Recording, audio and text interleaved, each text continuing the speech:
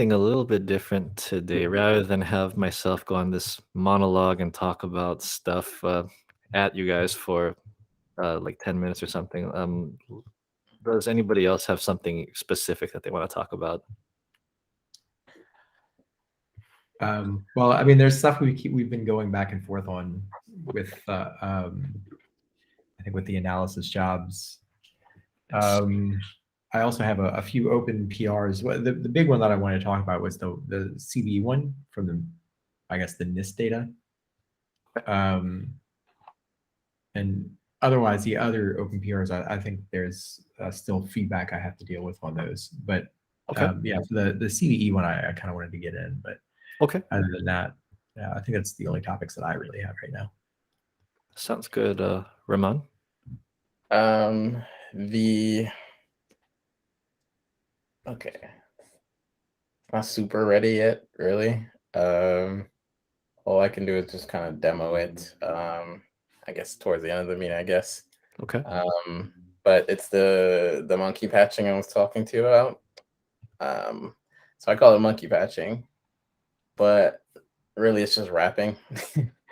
So this is about the coming Neo4j 3.5 deprecation. Mm. And so what do we have to do with that? We have to migrate some of our code. And so far it seems like really just one, the indexes, I guess the language of how do you create indexes that changes. And also the format for query parameters, right?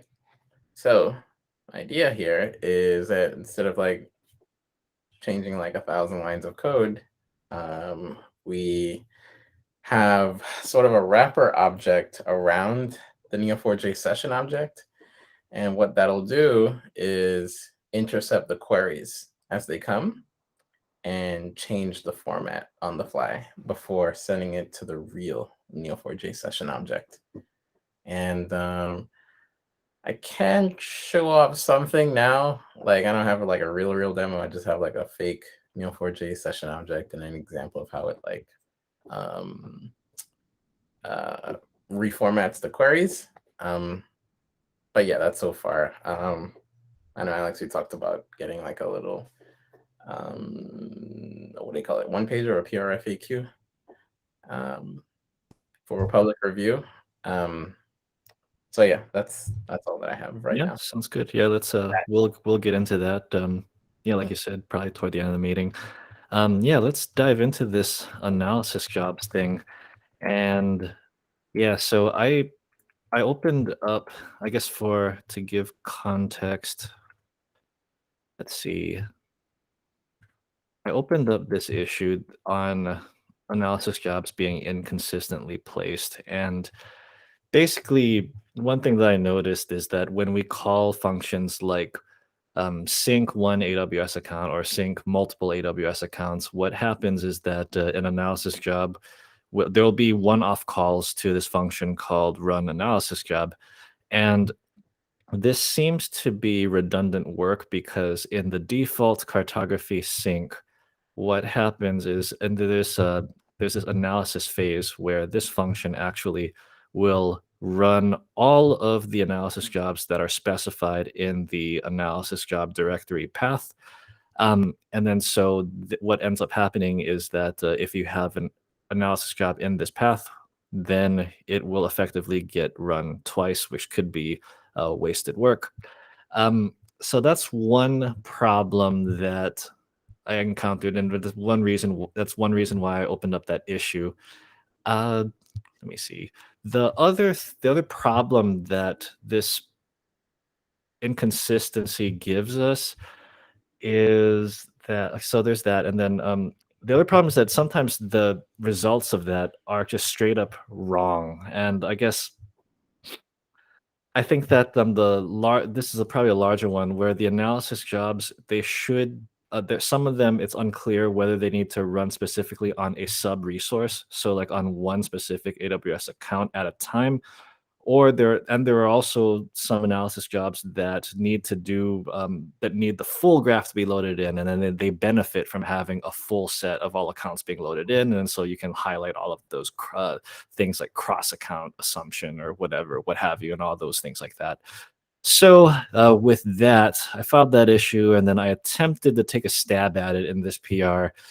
And so with that, let's see. So if I go here, essentially what this does is that it removes all of the one-off calls to run analysis job in a sync one account. And let's see. I think, yeah, so that's essentially all that it does. And then I tried to explain a little of documentation. However, as Ryan pointed out, that this is kind of problematic. And let's see. Yeah, like I'm gonna let's see. I'm gonna let you talk for a little bit, Ryan. I think that you can probably explain this better than I can. Yeah, so there's the analysis job directory that has the default setting from the option that gets set. But if you override, or if I should say, if you set the option, say for instance that you have your own custom analysis jobs, that you use that, you point it at a different directory. Now none of the jobs run at the end from that directory. So yeah, mostly what I was trying to get at is that, like, I think it's appropriate for us to have one-off analysis jobs that run in line with the code if it's things related to the module. So like AWS, for instance, if you're in a single account and you need to tie together stuff in the account related to other stuff in the account, and it's the same module that's running the code, you may not want to deal with that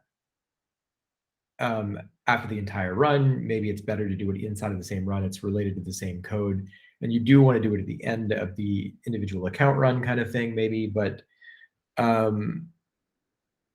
for that, it's nice because you can say, like, I mean, we should be saying like this job is specific to this account. So if you're going to write queries like that, it should be specific to where it's being run. But those probably shouldn't go in the main analysis directory. Like, these are specific to the module. And similarly with cleanup jobs, I mean, they're all combined together in one location. It might be good to have each one of the individual modules pull in all of the stuff that's related to them. So the index, the cleanup jobs, the analysis jobs, all being within a module directory. That way, if you have custom modules, you don't have things that are scattered in a number of places. Like, we can put the docs, the indexes, the analysis and cleanup jobs all in one location. And that way, when people create a new module, they don't have to go and edit a bunch of locations in the code. They just add a new module. They add all of the stuff in the module location. This also fixes another issue with indexes. All of the indexes are created whether you're using the modules or not. And so people using the console, they're looking at the node list on the side to see what data is there, but like a lot of the data doesn't actually exist for a lot of the users. So my feeling was for this, we can split the analysis jobs that Cartography expects to run as its normal, like, I'm actually going to load this data thing as part of the modules. And then we can have extra analysis jobs that are tying modules together. So for instance, you might have SSM in an AWS that has data that connects to CVEs, and we have a CVE module. Those connect those together. We do want to make sure that those run after both of those run, or even if it runs, if you separate your modules and you run them in different runs, make sure that it's okay for them to run at both locations, kind of thing.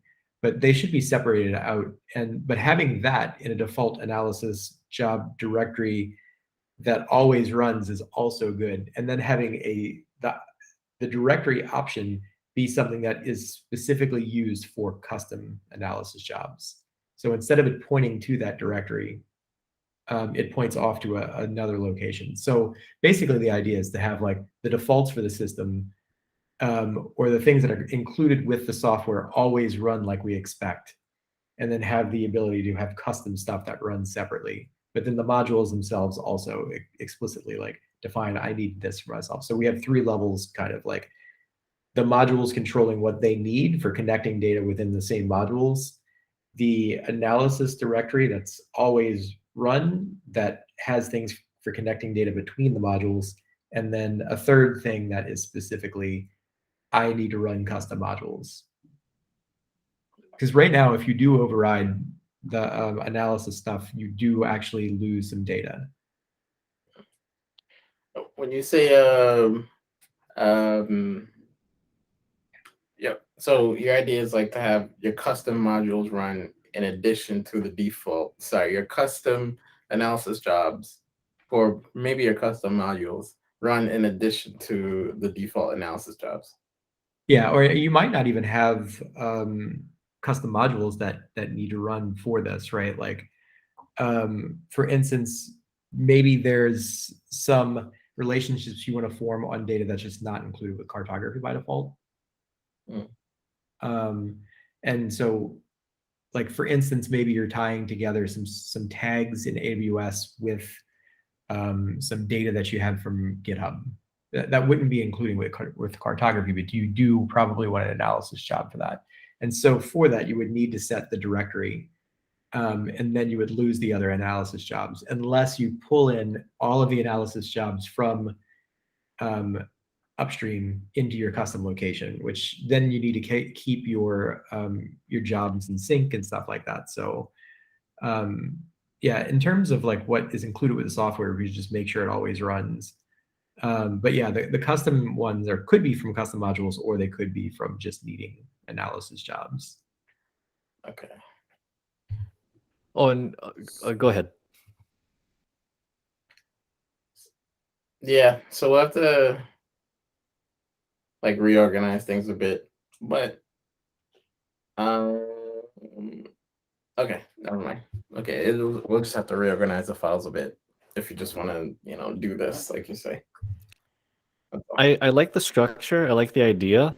One thing to kind of think about is the custom job level. It will be impossible to do something at a sub-resource level. It will, so anything at the custom job level kind of has to operate with a full graph. And I guess that's fine since that's how things are right now anyway. Wait, does it have to operate at a full graph level? So like, for instance, lambdas and ECR repos. So for that, it just, the custom job inside of the code running along with the lambda or the ECR, or really if it runs at the end of a single account, should be fine. It doesn't actually need everything in the graph because the ECR data and the lambda in that situation are in the same account. You may want to have a separate analysis job that runs at the end, that just in case you have a central ECR or something along those lines. Maybe ECR is not the best example, but there are some things that are solely within one account. And that would actually make sense to just have the analysis job run at the end of the account rather than the end of all of the accounts. So I'm glad you brought up that within the account part here, because right now with the way that job works, with the query for that job, it's not actually account specific. Yeah, I think that's because, yeah, that's ECR is a bad example simply because a lot of people have an ECR repo in a single account, or an ECR in a single account that every account talks to. So yeah, that's probably not the best example of a job, but yeah, that one should probably be a full graph job. I see. Okay. Okay. I mean, there's lots of issues here. Like, one would be that we really want to be able to run the account separately, so that they can run simultaneously. But then we need some way to be able to run the analysis jobs after all of them successfully run. But I guess that is more of an operational issue for people who want to split them than it is an issue for us. We just need to make sure that the analysis jobs run at the end of all of the accounts running. Yeah, it makes sense. I mean, my approach for this, I'm running through a custom entry point. was just to add async for the AWS thing starting off so that they all run at the same time, but they're still running in the same process. And so in that case, I know when they all finish and I can explicitly run analysis jobs. So right.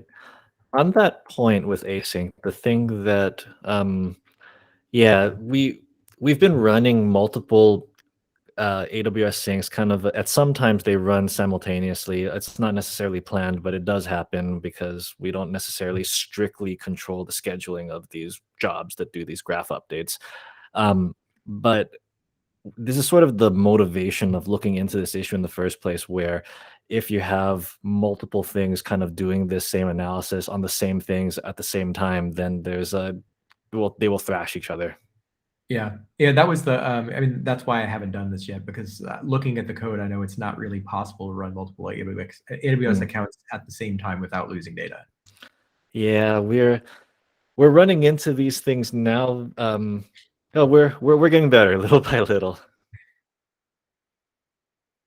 I do like the idea though of separating things out to module level, where a given module has all of the things that it needs to make it happen. And you bring up a good point too about indexes, because if you don't have Azure assets, then there's no business why your Neo4j graph should be defining an index on Azure. That's probably I don't know Neo4j that deeply, but I imagine that that's some storage that you can probably save. Yeah, I have a feeling it actually doesn't eat much storage or really do much of anything. Okay. Simply because like the indexes would never be getting updated. That's true. That's true. But it does pollute the node data, and I mean, and creating indexes for things that you're not using probably is just not really super necessary. But yeah. I think, but the big thing for combining them all together, I think it would also make development easier, simply because we could have like a script to run that creates a new module that adds all the files there that you then add stuff into. Or if you want people to be able to do custom modules, they could do them as potentially as Python modules, because they would all basically be pulling in something that's consistent. Like Starbase, for instance, when you look at how they do modules, it's node modules that get pulled in. So being able to have that level of customizability would be nice. Because right now you have to use a custom entry point, which is not the best, but doable. So you're thinking something like a switch in the CLI for like, oh, we have analysis jobs directory, we'll also have a modules directory, right? Or custom modules directory. And yeah, it could be something along those lines. Yeah. Okay, we'll just like, we'll code like a default entry point, I guess, right? For for those. Yeah, that's something future. We can make another ticket for that. This was just like kind of like future forward looking towards that of like organizing things. Yeah, I think so. In the immediate short term, though, for this PR that I've put in, it's clearly not the right solution. So I'm going to close that. And then what I'll do is after this meeting, probably take all of these ideas and then link to this discussion that we've had here. I do want to go back to like this part. I'm not sure I completely understand this part. So with the custom job level, we have an analysis job directory that runs all of your custom jobs. You can I guess I'm kind of struggling to understand, like, how can we write a job that applies to only one specific account in that is custom without hard coding in that account? Oh, I guess if it is custom, then like you could just like copy paste it and it's not really that much of a big deal. When I say custom in the summit, sorry, I should go. Oh yeah, this is the ones that we run specifically, right? Yeah, I mean, if it's custom, then the person writing the job is probably going to be doing that. Yeah. Okay. And they're probably going to be making it specific to the account. Having it run at the sub resource level, I see what you mean. Like, I think in this we should just kind of keep it the same, where you give a directory and it runs the analysis jobs in that directory in the order, and it's kind of generic. I think it's generally okay. Yeah. Okay. Yeah, because I mean, I think everyone's assumption here is that it runs at the very end, kind of like the docs say. Okay. Yeah, that makes sense. Cool. Yeah, so action, Alex will close that PR and update the ticket. And then it seems like for this, I do think that this is the right direction to move toward. We are not going to commit. We can't commit to timeline on this, but this is the direction that the project should move toward because it just the organization of it makes a lot more sense to me. Definitely will need some help on the nuts and bolts and design and all that. Yeah, the analysis jobs thing is also like an interesting thing simply because like um I had assumed that that they weren't run by default actually. I guess because in my environment we use a custom entry point, we set the different Right, directory. right. But like one of the things that would be nice would be for us to include things that connect data for things that we know are included with cartography, because we actually don't do that very much right now. So for the most part, everything is per module, and we don't have analysis jobs that connect data between modules. But we give examples of how to do that. So it would actually be nice to actually have analysis jobs that connect data between modules by default. Makes sense. Okay. I've avoided doing that because I thought it was just not something that we can do in the code. But it seems that I thought it had to be something that like people wrote themselves. But yeah, that would be nice to have. Awesome. Okay, let's move on to PR review, looking at this one on the CVE data one. I'll go. Yeah, so this one's a bit weird, simply because CVE data never gets deleted in the NIST CVE database, and this is basically meant to be like where you pull in the entire database into cartography. The nice thing about this PR is that it's I think the only module that requires no authentication. So in terms of like testing cartography or testing the UI that we're going to be open sourcing, this is kind of a nice module to have simply because we can actually load the graph with data and then have example queries and things along those lines. But yeah, this basically pulls in the data from the NIST JSON feed. And for this, they've broken down their feed per year. And then they have two feeds, one that's recent updates and then one that's modifications. And so basically what this does is it introspects the graph using the sync metadata. And so it checks to see like, have I synced the data for this particular year?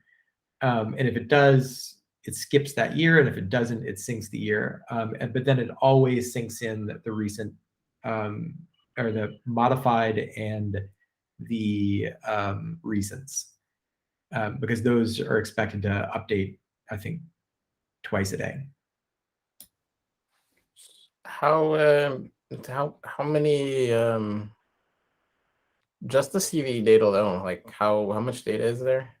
It's not a lot of data actually. It's I think it's 180,000. I mean, I can just do a query really quick.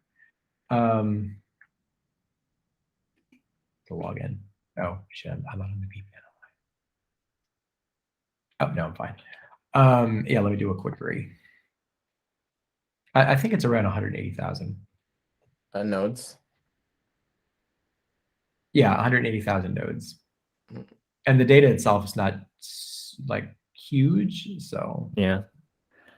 Okay. That's not an awful amount of data. I'm just kind of thinking about because this is a little bit different from like the other data types in the sense that we're pulling in the CVE data in this module and not necessarily attaching any relationships to it. So it's just like only nodes, and we're sort of using it like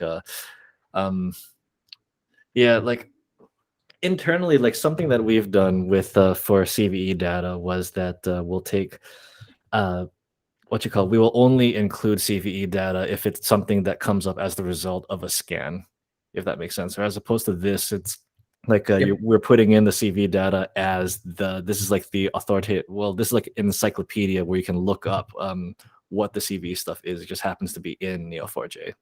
Yeah, the thing we actually wanted this for was so that we can alert ourselves on new CVEs. And so we have queries that run on a schedule that match particular things that we might be interested in, and then get alerts in Slack on new CVEs that are for specific things, like Java-related things or Linux kernel updates, and then we filter by severity. So that basically the idea is we want to know as soon as possible when a CVE gets added to the database for things that we might not know about or may not be to the level that like where it gets a named thing with a website. So yeah, that's what we were using this for. Oh, We also do connect this with other things. So we connect it with the SSM data. We connect it with CrowdStrike data. We connect it with Sneak data. And so we have analysis jobs that run cross-module for that. And so the CrowdStrike module itself that I have as a separate PR also does pull in CVE data, but that CVE data is from CrowdStrike and it's a subset of the actual CVE. And so this has I shouldn't say all of the CVE data because I did pare down the data that comes back from the NIST resource, things that are usable and also easy to define in the graph without having to add more modules or nodes and relationships for the subdata. But yeah, the stuff that comes in from the various sources might be subsets of the CVE data, and it might not actually be in the format of CVE. And for the most part, they don't actually add any useful additional information to the CVE. So in some cases, it's easier just to link directly to the CVE. And so that's what we've been doing for other sources like SSM, Sneak, for instance. So you have SSM nodes linking to the CVE nodes, right? Yep. Yeah, through an analysis job. Okay. Since it's I'm just thinking in the SSM module, right? Since both of these are built into cartography now, as far as like computation and performance, it could be better to do the relationships in Python code rather than the JSON analysis jobs. But that's a separate thing.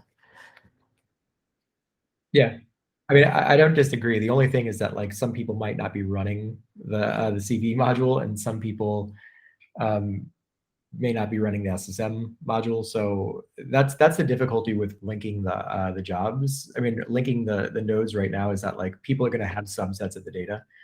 And this is why I was talking earlier about having like the different levels of the analysis jobs in cartography itself, like the ones that are per module and then the ones that run cross module. So this would be an example of a place we probably would want to have one that runs by default cross module that like links SSM data with CVE data, and all the locations that we might be linking the CVE data together would be a good location to have a cross module thing that links the CVE data in. The thing is, like, so in the case of SSM, the biggest issue with SSM is that like it tells you the CVE number, but it actually gives you none of the data about the CVE itself. So if you don't have a source for the CVE data, you can't get much more than just like there is a CVE for this. that it's only because like you create the analysis job. Did you submit an open source for that one as well? No, the analysis jobs that we have right now, they're internal to us, and the reason for that is that I just thought that like we didn't actually have a way to run these that are cross module, which I guess currently we don't, because the jobs run at the end of every run. Yeah. And then if you've overridden that, it doesn't run at all. So yeah, I mean, I guess it would work if we put it in there. I just didn't think that that we were accepting that upstream. So I mean, I can do that, but yeah. It does need to run in a particular place, but it does work off stale data, so it should actually be fine. It Right. removes stale data, I should say. Okay, so like you need to run SSM and then you run CrowdStrike, and then you're For all of the analysis jobs that we write internally, the way that we approach it is that the analysis job should always be runnable. So we run all analysis jobs after every single sync job that occurs. Yeah. And so our goal is to only remove stale data that are specific to the analysis job. So we actually only remove the stale relationships. So I mean, if the data still exists in the graph, then it's safe to run on after every sync. Yeah. Okay. I see your point. Only just okay. You don't have it documented, or you haven't open sourced it. That's fine. I was just gonna say because if you did open source it, then as the analysis job, then as far as like documentation, right? No one's gonna know that relationship exists just from reading. Yeah, that is more of a problem. Yeah, we need to have a way of documenting the analysis jobs themselves and the relationships that are formed by them. Yeah. For the ones that are cross-module, because we actually don't have any that are cross-module right now. So all of the relationships that exist are related to the modules themselves, but except for the Lambda functions with ECR. Like we have a Lambda module, and then we have an ECR module. But that's part of the AWS module, so it's listed in the AWS documentation. Okay. You're right. Okay. But we don't have the relationship documented between Lambda functions and ECR images, actually. Oh, we don't? Yeah, it's problematic. It's difficult to remember to document everything that occurs. It would be nice for us to be able to have this done straight through the code rather than having to remember to document everything. Like if we were using DTOs and we had a way of listing the relationships in the DTOs and then you generated the docs from the DTOs, that would be great. Yeah, I told Alex this like 100 times, like my Christmas gift. Like I will come and do it. Like, give me like a week off, and I will come do all that for cartography. Actually, please do Alex, it. Please do it. Go tell John, get me a week off. I'll do it. I'll do my best. Like 2 days, honestly. Yeah. Okay, so a little bit of context there. The story behind like I guess ORMs and then data objects and things like that in Neo4j is really like immature. It's not very good.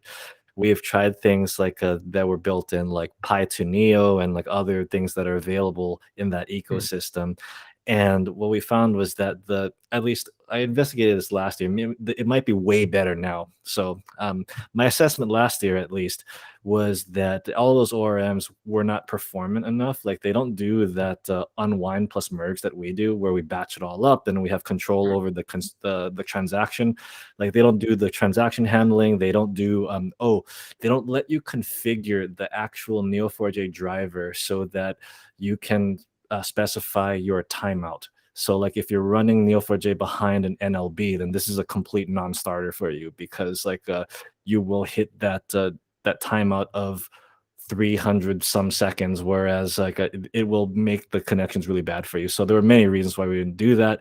So for better or worse, we have to do with our custom queries being called with that, and then in certain places we're trying to slowly improve the story of like calling a write transaction, which gives us like those free retries, which is cool.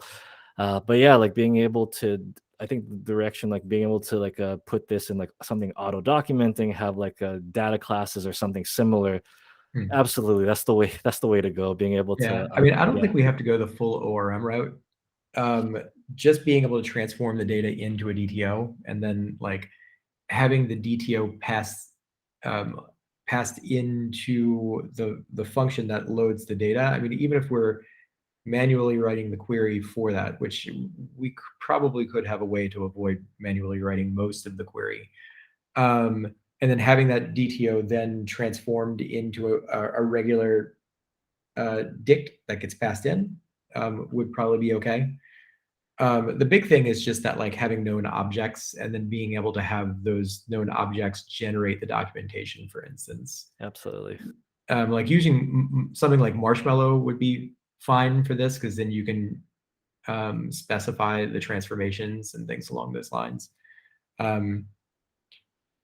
rather than having to write the transformations yourself. And that's just basically between Python objects and like JSON data and things along those lines. And then you can also say like it's okay if things are missing and stuff like that. But yeah, like it would be nice to eventually have something like that, just because it does make things a little easier. Going back to this PR though, the one concern that I would have is I'm not sure how I feel about I mean, I know that this is only like 180K or what items or whatever, but the idea of just ingesting something that is essentially a dictionary or encyclopedia of all issues that have ever happened, I wonder, like I guess because you have a CLI thing in there that says, oh, you can turn it off or turn it on or whatever. So I'm like less concerned about that. And then the business case that you described of like being able to proactively look at issues where you have your graph feed and then you have like you find out about a new CV that came up and then you get it in your graph. I like that. That's pretty compelling, I think. That said, it is a departure. It is something different from what we have in the graph right now, where I guess the pattern at least was that you're going to do a scan, and then that scan is going to come up with your CV objects there, and then you'll be enriched with an upstream encyclopedia to go and give you that information. So you will only get that information for stuff that is already as part of your cartography estate. I'm supportive of this PR. I think, yeah, just so long as we have that that opt in, opt out, or whatever. Yeah, for it to pull the data in, you have to have the CLI flag to say like, please sync this in. It's its own separate module. So yeah, makes sense. The thing for me that I kind of wanted for this is that the enriched data itself is the useful part in the graph. So like, say for instance, you want to search for Snyk repositories that have a CVE, but Snyk doesn't give you enough information about how you want to target this, and you specifically want to look for ones that have a particular scope or require certain privileges or need this particular user interaction. You can actually filter them this way through the enriched CVE data. So cool. Yeah, that makes sense. I'll take a look. I think that there may just be like I don't know, I may have like a couple of nits on like field names and things like that. But other than that, like I think that yeah, I think it sounds good to me. Yeah, I mean, I think the field names here are should be matching what's in the CVE database itself, with the exception of the description, which is description English, because they support multiple languages, and doing that in Neo4j is not the easiest thing in the world. So I've kind of opted out and did the kind of crappy thing and just supported English. But yeah, I think all of the rest of the fields should be exactly what's in the CVE database. Kunal, you've done stuff with Vuln data and cartography. You have any thoughts on a way in here? No, I think this looks great. I think it's cool. I think the optionality to use all this to enrich it, it's great. My question to you, Alex, is like, can we use this? Do you think we should use this data for our internal CV stuff? Or like, sorry? I interrupted you. Go ahead. Oh no, yeah. Do you think we should use this? Like, do you think the NIST data is better than? Where do we pull data from right now? Because we have something similar internally, right? Yeah, internally we run Trivy Scanner. So like a Trivy is this amazing container scanner, and then I actually don't know off the top of my head where Trivy pulls their data from. It's like a number of different providers. Okay. Their CVEs themselves are almost certainly coming from the same location. And just they're enriching the data for you. So like like Snyk does the same thing for us, but the unfortunate thing is their CVE database will only have things that they actually care about. So they have to explicitly add CVEs in. So sometimes it could be that something shows up in the CVE database and it's not in Trivy or Snyk yet, because it's not a thing that they currently track. That makes sense. Yeah, I think this is cool. I think also combined with the whole like end of graph analysis jobs, I can see a lot of people using this. I just hope people know about it, because like, yeah, I know that this seems like a really powerful thing to do, like, end of everything analysis job. I guess I'm wondering though, like CVE comes, a CVE comes up on your feed, you identify it brand new, but if it doesn't apply to anything, any of your assets, then how do you? What's the flow here? Like, how do you act on that? Sometimes we actually don't know if it applies to our assets or not. So having very accurate data to all the way to the individual dependency level is relatively difficult, especially in terms of diamond dependencies. So we use Sneak to be able to associate that all the way through, but sometimes there's an extremely critical vulnerability that comes out for a dependency, and Sneak is not yet tracking it yet. So in that case, having advanced notice and being prepared for that is pretty good, because then we know we need to start spinning people up to be like ready to readjust their schedules and stuff like that if it's a thing that we know that we're using. For us, really, it's more about like we want to have as much advanced notice on the CV as possible, simply because like even if we can respond within a few days to a CVE, which we've been doing for the latest Java ones, being able to know that a day before it's public is important to us. So that's mostly why we've been doing this. That's really cool. I think one interesting thing is like at Lyft now we have this like for security incident response, they have this like portal called the Hive, and so they have just set up ingesting a bunch of different threat intelligence feeds, right? Feeds, so like a bunch of basically it's just MISP. So they have a bunch of different data sources. We used to have Flashpoint, I think. I don't think we have them anymore. But like Vatsal is trying to bring in a lot of this NIST data for CVEs, and he has it come into the Hive. Now he's doing that because he knows his system well, and he's done that. But like it would be cool to have all the CVE data in cartography instead for anybody at Lyft to query. Like there's so many infrastructure engineers like Anish who like to use cartography, and they can just do this instead. Now it's in this very locked down security incident response portal. And it would have been cool. Like it could be cool to just, I think Vatsal hasn't built that yet. So we could just have him have his tool query cartography instead. So like I could see this being used for it's not for SEC foundations as much, but for like security incident response. They would like. Yeah, I've wanted to set up the Hive, but I mean, so far we actually pull all of our all of our various systems into cartography. So we haven't had a really strong need to use the Hive yet. Mostly we've been, we just take everything and pull it into cartography, and then have our dashboard do things that we need. So yeah.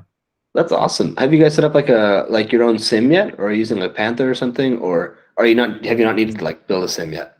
No, we still need to do these things. We're a lot earlier on than y'all. So. Oh, I don't know about that. I don't know. I can imagine like a really cool product that's like a cartography meets a sim, and like you click on an object, and then like it has like in cartography, right? You can imagine like the Neo4j interface, and you click on an object, and it's got all the logs related to that thing, and then you can see all the different assets that are touching this, and like I don't know. I see there's a world where all this combines. It's incredibly complex, and the real time aspect of it makes things very difficult. Like has to be a really robust like event sourcing model to power this sort of thing. That might be the kind of interesting thing to pull into the dashboards, because like in that case you want to combine things that are Neo4j and not Neo4j, right? Yes, which is why like this is like a fundamentally different product, but it would be pretty cool. Well, I mean, hopefully we're going to be releasing our dashboarding tooling soon, which has a dashboard, a Python backend, scheduled queries, etc. Oh, awesome! That'd be great. We are excited. Yeah, so I'll see if we can get early access to y'all. I still have to do all of the legal stuff here. So like all of the stuff that I did at Lyft, I have to redo all of that again here. So for all of the open source program stuff. So we have no open source program here right now. So yeah, it might take me a little bit, but the goal is to at least be able to get early access to y'all, and maybe GitLab and some other of the larger users to see to get feedback and stuff. Awesome, we appreciate that. And if you ever want to talk to Vatsal about setting up the Hive, like this, he's done everything, and he's compared a lot of different things. I think he has I think it's a Neo4j 4.0 backend that he's used for the Hive, so like it's somewhat familiar. But he set up a bunch of custom stuff, and it's like been incredibly impactful. So if you want to talk with him ever, he's in the open source channel. So cool. Yeah. Cool. We've got about 10 minutes left. Wanted to make sure that we get to Ramon's talking about the monkey patching idea. Yeah. So by the way, does it make sense so far in just plain English words what we're trying to do? Let's see. Maybe give a real quick rundown again for Kunal who just joined right after. Oh, right. Okay, so the idea is to trying to share a thing here. Actually, I think I get the idea. This makes sense. I think I get the idea so far. You guys can just jump straight into discussion. Then we'll Okay. I guess the before you okay, cool. Yeah, you're sharing. Before we get into the code here that you're sharing, I guess Yeah. one question that I have is like, what does it look like for like going forward? What are we going to tell people? What are we going to tell developers to write? Are we going to tell them to write 3.5 syntax, or are we going to tell them to write 4.0 syntax? We'll tell them to write 4.0 syntax, but the nice thing about this is, well, I mean, I haven't built it yet, but the nice thing is that we can make it up convert or down convert if we want to. Will it be smart enough to detect whether it is a 3.5 syntax and to up convert? No, we don't have to make it smart like that. So the way I'll introduce this right now is a CLI switch. We'll just call it experimental syntax up convert, right? And what that'll do is turn this on, and any 3.5 syntax will be converted to 4.0, right? And oh, right. Do we want to experimentally down convert for people who are still on old stuff? No, because the software is going end of life. We have no reason to do that. Yeah, it just needs to up convert. Oh, just on upgrade. Okay. Yeah, I mean, what we could do is have a new function call for anything that's going to call the new syntax, and then anything old just goes through the converter, and then as new code comes in, we have people switch to the new function call and with the new syntax and require that. So basically the idea is like we use the wrapper so that we can upgrade, and then we can introduce tests that are basically like no new things that call this old path flow, so that we stop the bleeding, and then we can slowly upgrade all of the calls and switch them to the function call. When you Is say the, all the calls, you mean all the query strings?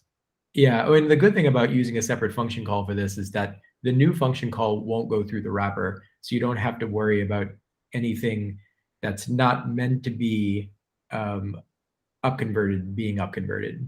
So like anything that is written with the 4.0 syntax will not run through the converter. Okay. Yeah, that makes sense to me. So what I'm thinking is like instead of writing a lot of new code for a separate function call, we reuse the same invocation but with an extra switch. Be like, Yep. don't convert. Right? Yeah, that's also fine. Yeah. Mostly it's just like being explicit about it so that we can avoid accidentally breaking new queries. Yeah, by accident. Yeah, because I mean, there's always a possibility there's a character that's that someone's including that we don't expect that's being converted accidentally. Yeah. Okay. All right. Thanks for that. Yeah. So an optional CLI switch. How's that sound? Yeah. It doesn't even have to be a CLI switch. I mean, we can just write it directly into the code. No, just because like right, because people have custom modules. People who sorry. Yeah, people might have custom modules and stuff like that, right? Yeah, and they might want to use it. And us, like as we're transitioning, like it's like we're not going to transition right away either here at Lyft. So it's just I don't want to immediately break ourselves and people who are trying to figure out if cartography still works, So yeah, that makes sense. Okay. It's not very complicated. If you want to see, so right now I just have a dummy Neo4j object here, right? Doesn't do anything. And what I do have though is my wrapper object, and basically you just pass in the regular Neo4j object or session object, and the magic happens here in the magic methods get attribute. So when we call myWrapper.run, this is intercepted, right? So if we get the run, then we're gonna run the our custom wrapped run, right? And otherwise, we're just gonna call the regular or return the regular Neo4j attribute, all right? And then when we do the wrapped run, we're gonna have the same set of args and keyword args, and then we're gonna know that the query is in the first argument, and this is tricky. I'll have to figure out the specifics about how this is going to work, but basically it converts the query first, right? And what we do is just do like a regular expression match for anything that has that's contained within curly braces, and it replaces that with $signs, right? And then that's our replace string, and so this is going to get replaced with that automatically, right?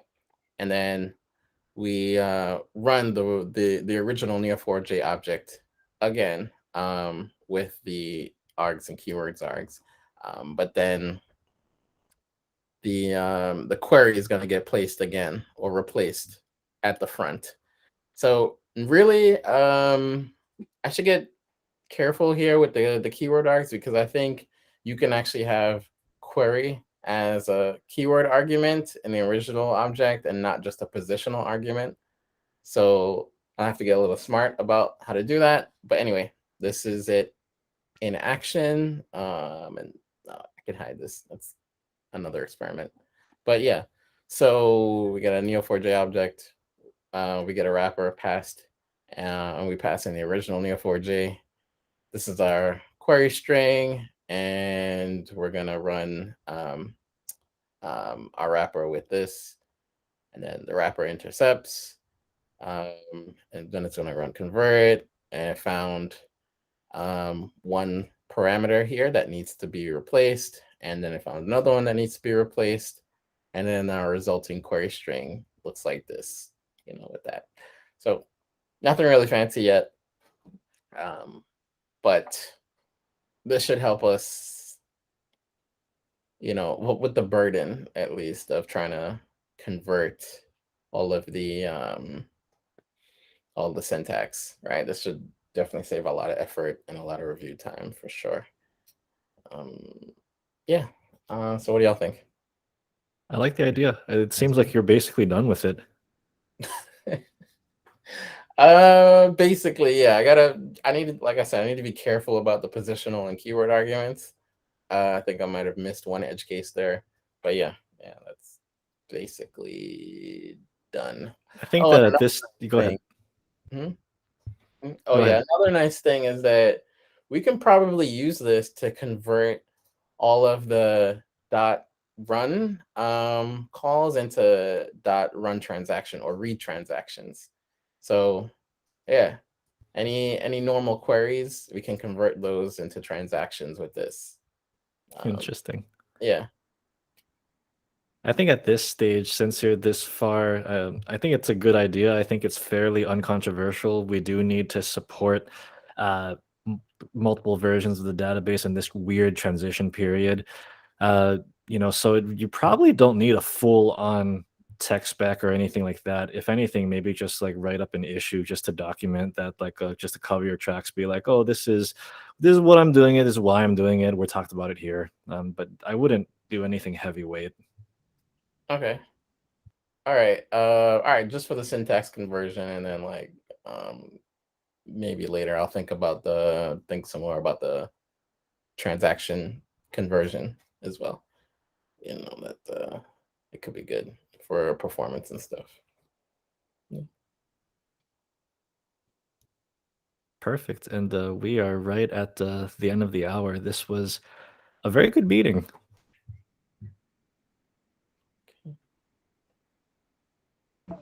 Cool. Before we log off, I had a quick question. Actually, Alex, did you tell Ryan about the plans to use Flight for scheduling cartography jobs within Lyft? We didn't talk specifically on that. No. Yeah. What did you want to mention? Well, I was curious, like, Ryan, how are you guys scheduling jobs at PayPay? Like, forgive me if you guys have already talked about this, like, to the moon's end, but like, I'm just like the brief overview, like, how do you guys schedule them now, and have you run into any problems, and like, have you considered more complex scheduling mechanisms? Yeah, so right now we're just using crons, and for the most part, we haven't been looking at anything more complex simply because we run our analysis jobs to be idempotent, basically. So they get to run after every job that runs, no matter where it's run. Every cron that runs analysis jobs at the end. So for us, it's not super important for them to be run in order, basically. What we really just need is for them to be run frequently, more than anything. So yeah, it's not the end of the world. We do have one situation where we do want some things to be slightly ordered, and it would be nice for them to be very ordered. Like we do have a thing where we want Sneak to run after Kate's. Okay. Simply because we're querying Kate's. We're taking that data, we're using a scheduled query for this from the reporting dashboard, and it takes a query, it takes the results, it feeds them into SQS. And then we have a job that picks up messages from the SQS queue and determines like that it needs to add more container scans, basically. Because for us to pull in the container scan data, we can't just connect to ECR because we have so many images being pushed in that we could never pull that amount of data back from Sneak. So rather than doing that, what we do is we figure out what's currently running in Kate's. We scan those particular images. We feed that data into Sneak, and then we pull the data from Sneak. So really what we want is to be able to query Kate's, push that into SQS, have all of the jobs run against that to do all the container scans, to update Sneak, and then when that finishes, we want to scan Sneak. Yeah. But that level of interaction all the way through is relatively difficult because we need to track a lot of stuff for that. So for the most part, what we really just do is scan Kate's, have it go into SQS, and then run Sneak 30 minutes later. It's not very sophisticated, but it is actually working just because we finished the scans within 30 minutes. So.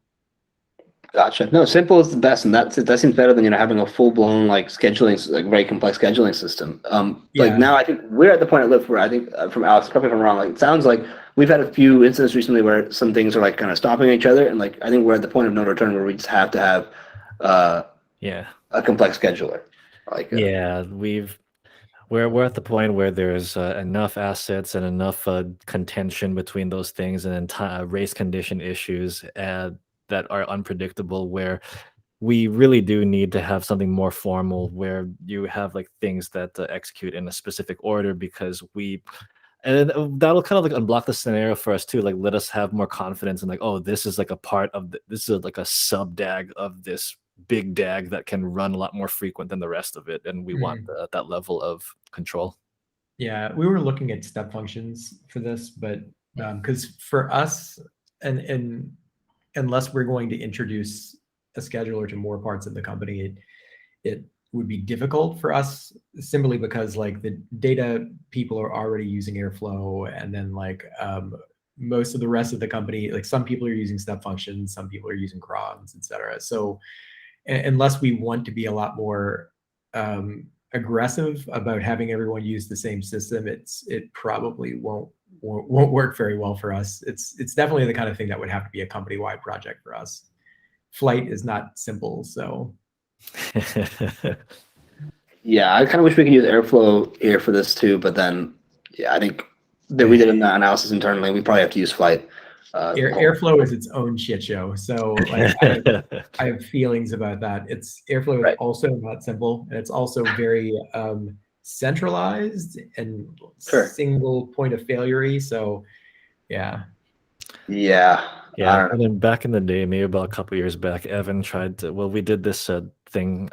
We tried to look at all of this, and then Evan tried to build the DAGs built into cartography itself, which it was only he didn't have a chance to finish it though, unfortunately. But I have also considered that. Our reporting dashboard has a functionality of triggering queries based or querying actions based off of queries. And so like one of the things that we started doing with this was triggering jobs based off of the sync metadata. So like when the sync metadata shows up, it means that a scan finished. So we actually can trigger things based off that. Then I was like, but then I'm just building a scheduling system, and that's insane. It's just though it would make a lot of sense. Like there's other tools for this that are specifically made for it. I shouldn't be reinventing the wheel here.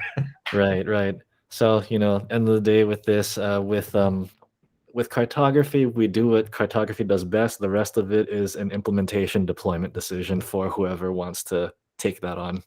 Yeah, for me, the trigger stuff and the scheduled stuff is only for doing stuff from queries. Like it's the only point of it. So that's what we're kind of limiting that to. Like maybe we feed data from that, but it's specifically triggered off of the data, and it's not meant to be a full-blown system. Yeah, it's too much. Okay, I have to drop, everybody. Thank you very much. Yeah, thank you. Cool. See ya. Thanks all. Bye.